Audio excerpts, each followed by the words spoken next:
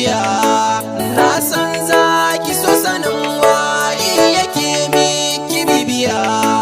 Sunana farin masoyi gare ki mai kyau zinariya. Na dade da ƙauna a zuciyata masoyiya. Na rasa yadda zan yi in faɗan ki sirrin zuciya. Hakan yasa na yi miki wasiƙa gare ki ko za ki tausaya.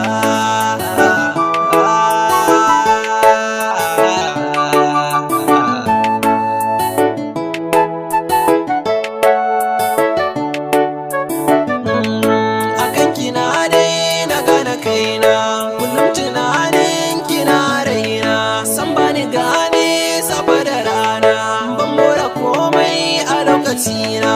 Kaunar ki ta zaga da cikina, sunan ki ya zama furisina. Sarauniya ta wake amince, san babu karya a lafazina.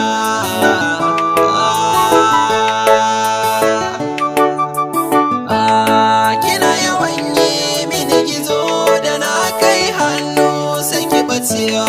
Kisa idanu su dinga waige ga zuciya na yawan bugawa.